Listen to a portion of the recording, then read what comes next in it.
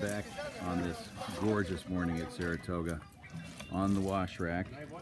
We see Touch of Paradise right here in the foreground, older horse, and then behind us Dell, with the hopes of New Jersey and my man Rob Massiello and a number of other wonderful clients at West Point. Just to throw out a few names, Ed Barker is involved with this horse. Tom and Carol Yurden are also Dell partners. I hope I'm not giving out, Social Security numbers here. But this is the kind of colt that gets you excited, and you kind of live with the consequences of saying who's involved. Done with this training session this morning. Good morning, Fiddler.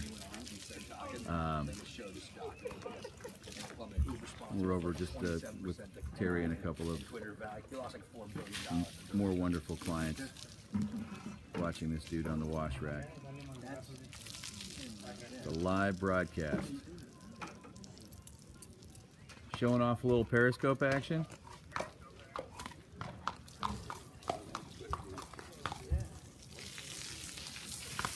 So,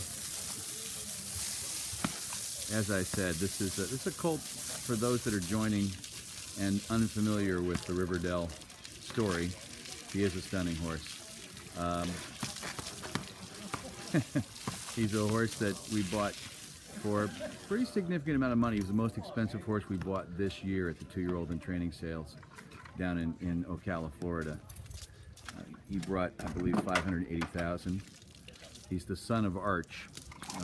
Arch is the stallion who also produced one of the really impressive Breeders' Cup Classic winners of our time, who beat the mighty Zenyatta at Churchill Downs a number of years ago. That horse would be blamed. So both of them have the same father. Obviously quite a bit different on the mother's side of the family, but this colt was bred at Claiborne Farm. Came through one sales process. Didn't bring a lot of money at the original sale that he went through as a yearling, and then came to Ocala and was, as we say in the business, a coming horse, a horse that was on the move late in terms of his development for the sales, and absolutely wowed us in Ocala. He's due for another breeze this weekend.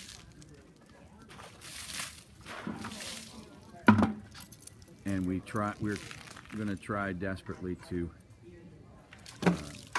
get him rolling at the Saratoga meet here before they close up shop and head back down to Belmont Park.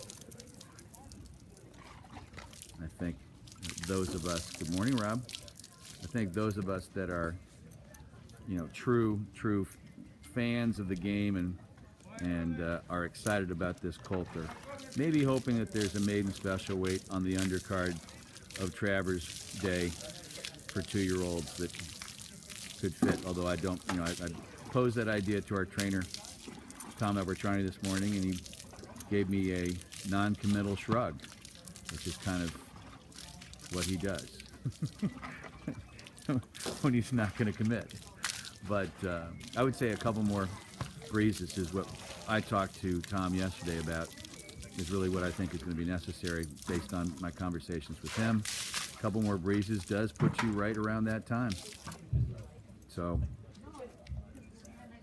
it's a distinct possibility that the same day that American Pharoah may run at Saratoga, and our own Twilight Eclipse will run in the Sword Dancer, this bad boy might find a race that day or around that time to add to the already at a fever pitch electricity. He is a grand looking fellow, just a spectacular looking 2-year-old colt.